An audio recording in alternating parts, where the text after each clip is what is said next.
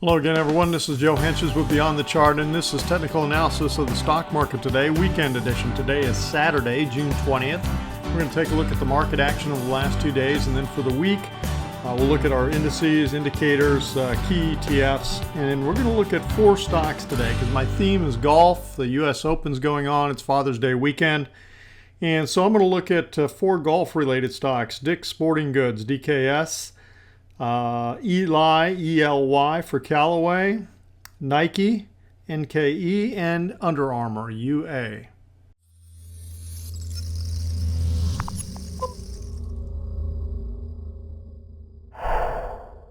Okay, we're going to start off here with the Dow Industrials. The Dow was down 100 yesterday after being up 180 the day before. So a little bit of up, down, but definitely you could see the trend up for the week. We'll look at the weekly here in just a minute.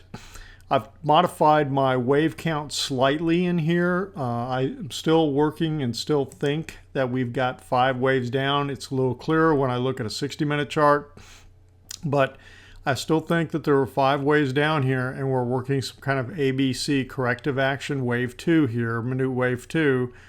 And so we'll see. It only gets invalidated if we take out this high, and then we got to sit back and go, okay, something else is going on, and that's just the way the game is played. I mean, you go with one scenario till it gets invalidated, and the same thing with the S&P 500. Similar type thing. The S&P was up 21 on Thursday, and then down 11 yesterday, so it gave back just a little over 50% of what it gained on Thursday.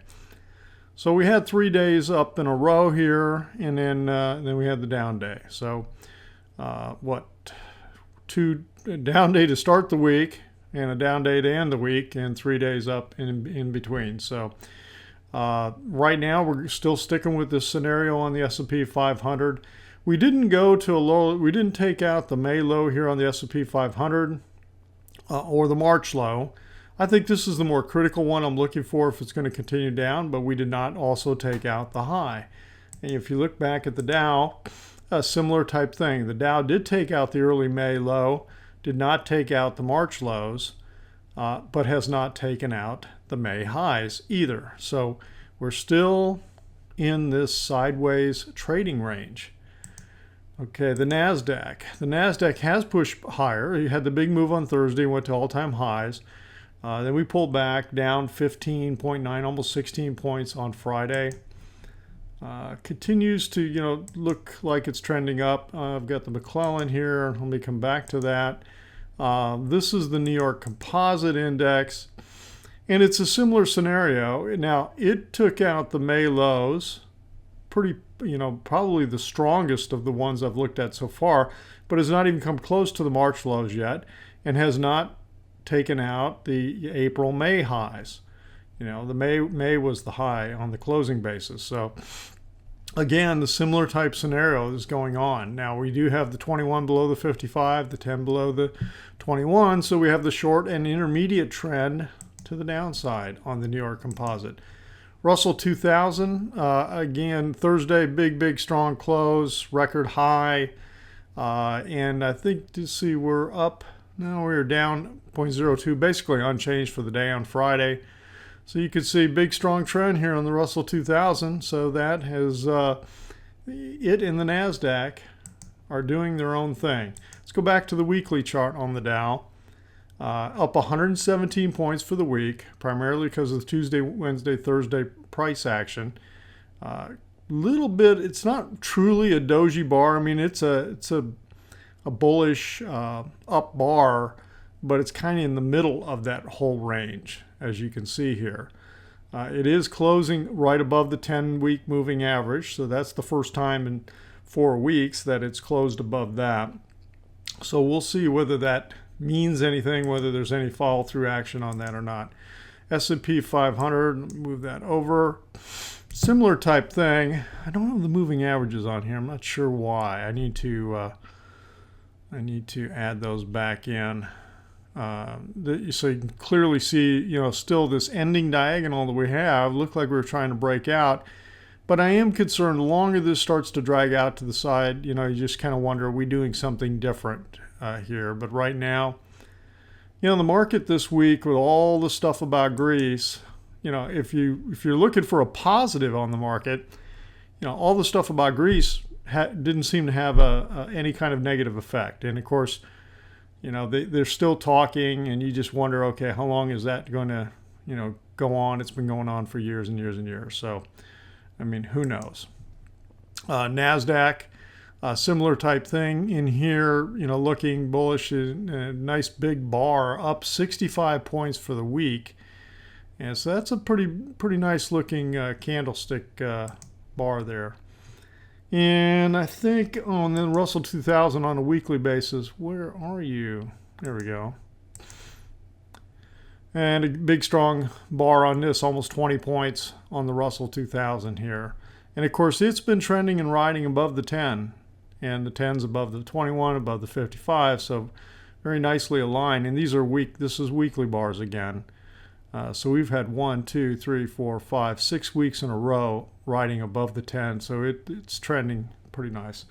All right, let's take a look at the short-term trading index.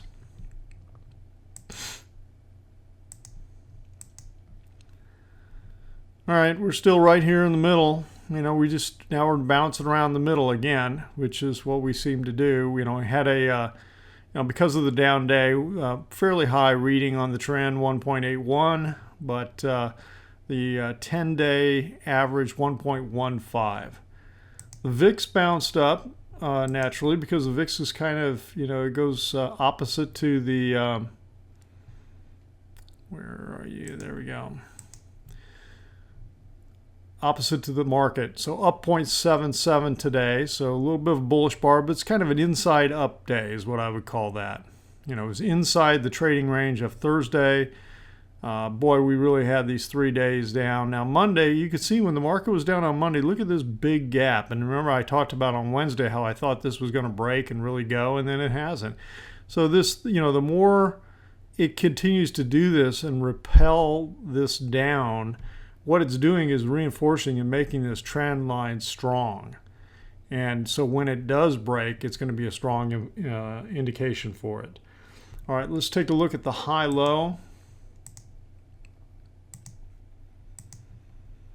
Okay, so the high-low bounced back up on Thursday from down here, and 79 more new highs than new lows, and then we pulled back yesterday with 42 more new highs than new lows. So this was a pretty strong little move on Thursday. And remember, I had talked about, you know, how this W bottom and then this pullback. I've seen this so many times, and then sure enough, we get a nice big bullish bar out of it. So, you know, we'll see whether or not this means that they almost looks like a little bit of a head and shoulders bottom in here. This has not taken out this high. So if this does, if like we continue some kind of rally mode in here, which I'm not really expecting, but if we do take out this high, then we gotta sit back and say, okay, something may be going on, something may be turning, something may be developing that's a little stronger than we think. I mean, that's all you can do, but right now it hasn't shown that yet. Okay.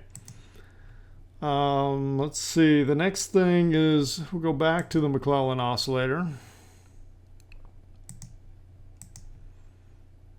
Over here. So McClellan oscillator, again, similar type thing to the high-low. It did not take this out on the move up here. And we've gone from, oversold back to basically neutral. So we're sitting almost right at zero. Not quite, but very close. Put to call ratio. Let me see what it is. The 10-day is 0.61. So again, not at an extreme reading on the put to call. Let's take a look at the high yield bond fund. Let's take a look at our key ETFs right now. I gotta find. Okay, so the high yield bond fund has had a rally, and let's see, 1, 2, 3, 4. Okay, so this was last Friday, and then here's yesterday. Okay, so here's what's Monday down. And then we rallied back. Now, it's interesting that even with the down day on Friday, we didn't get a down day in the high yield bond fund. It was slightly up, just a little bit. But, you continue this trend. So it looks a little bit, like a correction, but we'll just have to watch to see whether it has any further legs or not. You know, we had this consolidation in here, almost like a, you know, a triangular consolidation in here. Just a quick and dirty drawing of that in there. So we'll see whether or not it can get above. What I'd be looking at is, you know, does it get above this low in here, or this low here? Does that cause resistance? Actually, this close right here is right where, about where it closed on Friday. So again, just watching to see whether or not we continue to push or whether we roll back over down to the downside.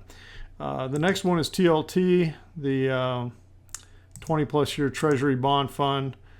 And it popped a little bit on Friday, but again, it looks like some consolidation type activity. Now, I'm not counting 5 waves down yet. I mean, it's not real clear to me, so I'm wondering whether this is some kind of, I don't think this is 1, because I'm only seeing a 1, 2, 3. So I'm thinking this might be a 1 and an A, B, C type action or something, but I'm watching to see whether or not we're going to get a 5th wave completed down here, and that's what I'd be looking for. The next thing we're going to look at is the dollar index. Hopefully I can find that real quick. There it is. And this continues to trend back down. Short-term trend is to the downside, and the actually intermediate to the downside. Long-term trend is still up. So we're getting a little bit of intermediate pullback in here. Now, if it goes below this low, I've got to revise my account, and there's, you know, then that tells me the correction is still on and it's not completed here. So we'll see. Let's see if I'm getting any divergence. Hadn't really looked at that. Not showing up on the RSI, and a little bit showing up on DI minus. Notice how the DI minus did not go higher. So, you know, if the selling is continuing down, this should be continuing to push higher, and it didn't do that. So 1 out of the 2 there. I don't have the demand index because I don't have volume, and that is a key component of the demand index. Take a look at US oil. Okay, here's USO, and it's just consolidating sideways, doing nothing. I mean, that's pretty boring over the last 2 weeks in here or more. I mean, it's just pushing sideways, so nothing new to read into that. And gold GLD. Where are you? It's probably right in front of my eyes. There we go, right on Under Armour. All right. So on Thursday, we got a little pop in GLD, and then a little basically sideways nothing, down 0.2 on Friday. So now the question is, you know, it hasn't come down, hasn't broken here. So this count, the blue, A, B, looking for a C that takes out the high of A and pushes up here. It's still in the works. It just looks like we've had some kind of choppy sideways corrective action. But again, I've always talked about this alternate count I've got down here. Now it didn't continue to push lower here, which was a possibility when it took out here, this low here in early May on May 1st. So right now I'm sticking with the blue count. Let me back this out a little bit so you see what I'm talking about. So the blue lettering that we're in a corrective wave A, B, and C moving up in this direction. And until it shows me something different, that's the primary count I've got. All right, let's take a look at some of the sector ETFs. Start off with semiconductors. Okay, SMH, semiconductors ETF. You know, the previous week or two, it pulled back after this breakout, kind of a false breakout, would have trapped some bulls. This pulls back down in, breaks this trend line, and now looks like it's done a little bit of an A, B, C pullback to the trend line. And I would be looking for this thing to roll back down again because of this trend line break. So we'll see whether we get it. We could just get more chop sideways, as you know these things have been doing, along with the market. But right now, I would be looking to see if that starts to roll over again. Okay, the next one is the home builders. Okay, XHB. So the home builders were up last 2 days also, although not a really decisive bar on Thursday with all that bullish move, 180 points up on the Dow. And then up yesterday, and of course that was the talk. Everybody's like, "Oh, the home builder's up, home builder's up." Well, it's a nice doji bar. It's not very bullish. And so when I look at that, let me get my little marker here. If I looked at a trading range, oh, that didn't do it.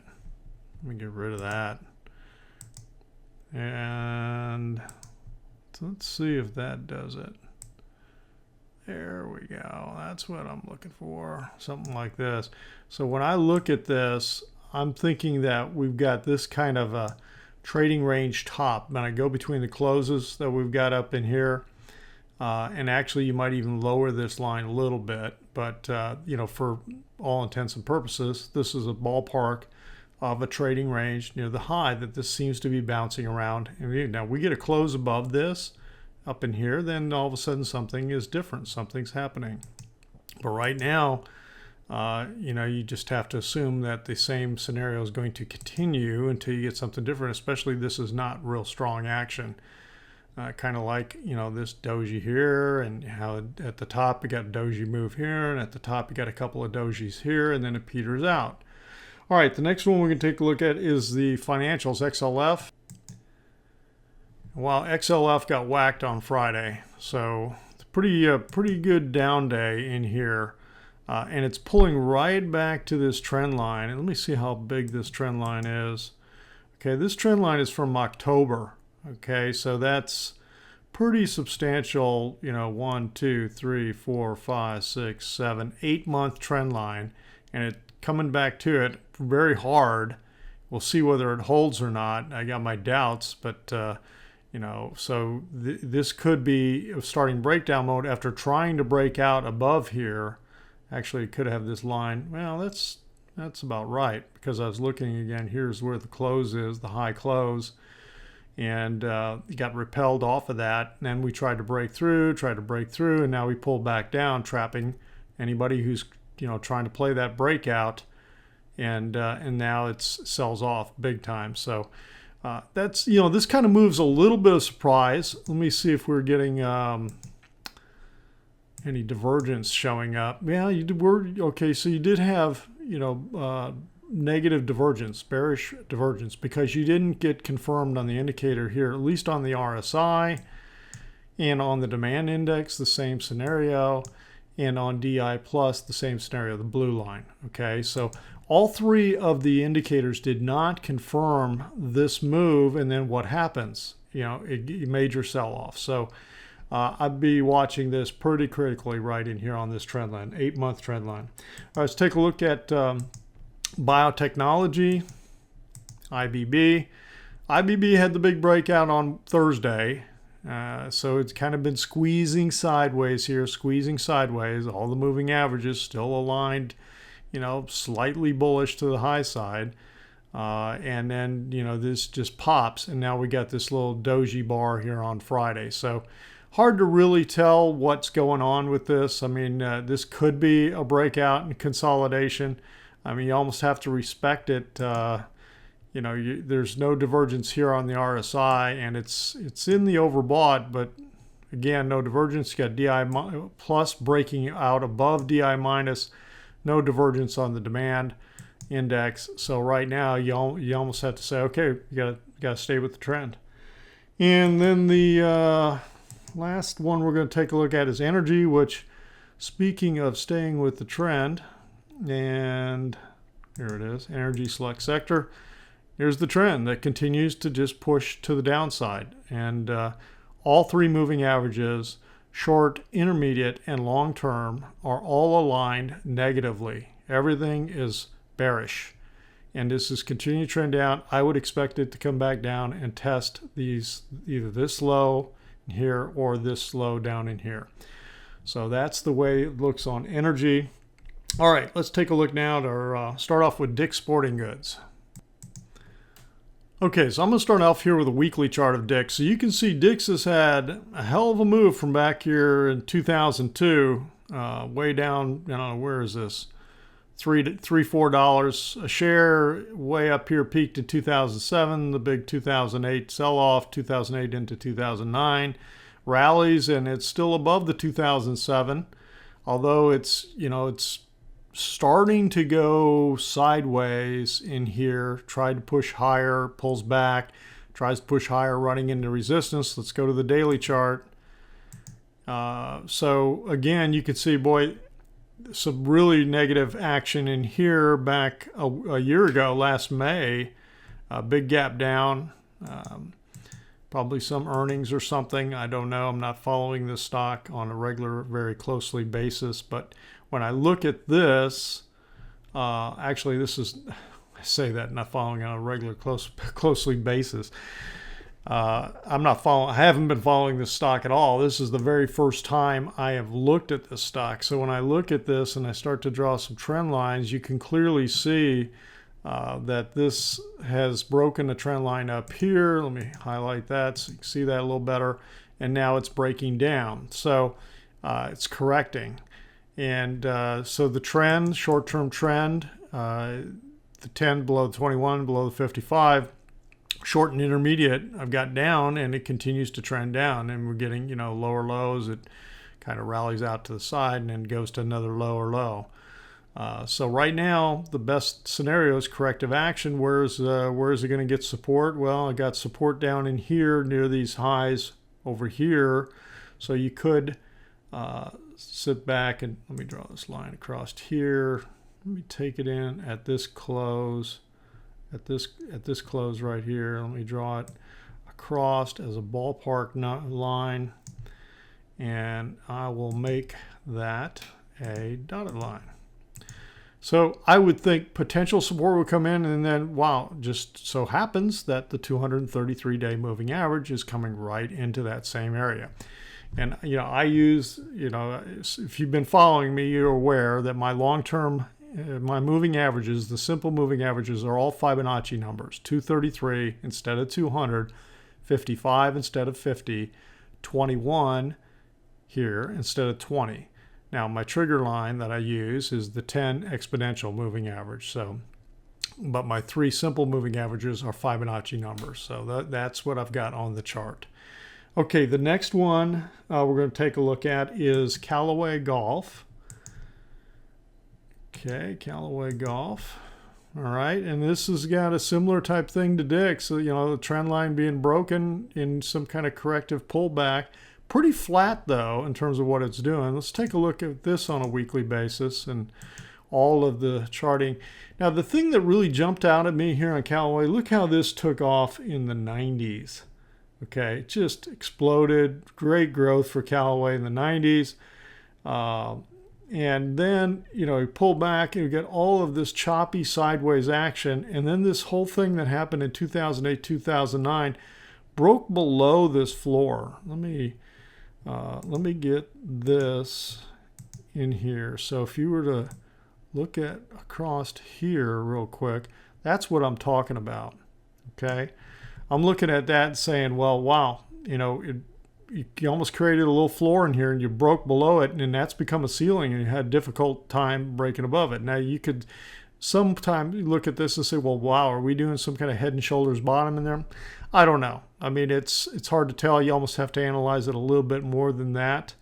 But that's the way it looks. So, the question is Callaway trapped down below here? Let's take a look at the daily chart and come back and zoom back in.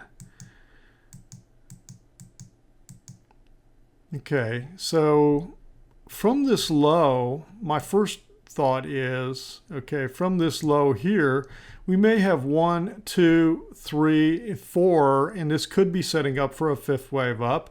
And if that's the case, maybe it does break above this potential ceiling that I was just talking about, the floor that became a ceiling. So we'll see. But you're going to, right now, it's trending. This bullish action on Thursday, although it had a couple, it's tried to do that. Every one of these little intermediate counter trend, I wouldn't even call that intermediate, but just a little counter trend move back up, gets looking bullish, and you think it's going to go, and then it doesn't. So I would take and draw a trend line across this and see if it, substantially breaks that trend line first before you start getting too bullish on it. All right, the next one that we'll look at is Nike. And boy, this stock has been trending very nicely. doing very well. And you can see just a constant higher highs, higher lows, trending up. Let's take a look at, since I haven't looked at this in a long time, take a look at the weekly chart, and wow, look at that weekly chart from the 80s. Here, this is 1984. That is just an absolutely gorgeous chart. And that stock is doing very well. All cylinders are firing. All right, let's look in closer on this. And again, I have not done an Elliott wave analysis of this. When I look at, just looking from a technical perspective, looking at the indicators, am I getting any divergence on this push up? Not seeing it on RSI. Maybe a little bit, maybe struggling, but it's not real clear here on DI+. And the demand index, it's not quite confirmed the move here yet, but it may do it, in another day or two, depending on what it's doing in the price action. So let's look back at the volume. Yeah, the volume's been right at the 50-day moving average for several of the days over the last week and a half. Starting in here on the 10th with this move here. So it's had some good volume come in with this move. This move right in here, starting with here, and this move up. So good volume has come in. So that's a pretty good sign, and we've taken out the high. So right now, Nike looks good and looks like it continues to push to the high side. And the last one we'll take a look at is Under Armour. And Under Armour is a little different. Where are you? I know. Oh, there we go. A little different. I had looked at the Elliott wave count on Under Armour. Well, let's go ahead and take a weekly look just because I was doing that with everything. And again, this is also trended very well, although not nearly. Of course, I don't have the data back. If there is data before 2005, I don't have it on the chart right now, and there may not be. We got the low in 2009. Since then, very strong. Just continuing to trend up. And let's zoom back into the daily chart. Now, I do think that we are in a fifth primary wave up, and that we are in a fifth wave. I'm suspecting, although as I looked at this chart, here's the reason why I'm not sure that the fourth wave is complete, fourth intermediate wave. Okay, so you got 1, 2, 3, could be a 4 right here. It's pulled back about 50% of this third wave, so it could easily be a 4. The reason I'm a little bit suspicious is it's not a very strong impulsive action. Now you notice, and the reason I say that, you notice the impulsive action here at the start of 3, the impulsive action at the start of 1, okay?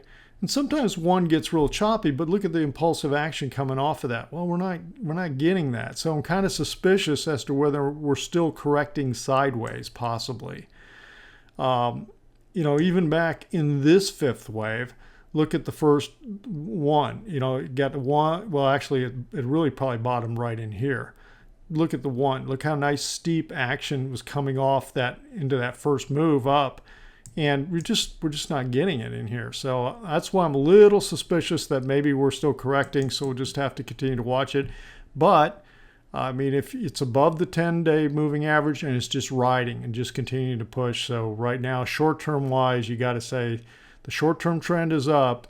Intermediate trend is about neutral, and the long-term trend is positive. So Under Armour continues on a short-term basis to try to push up, although I'd be a little bit wary of it, but I'm not getting the divergence that says it is topping out. So you almost have to stay with the short-term trend and stay with it and see if it develops.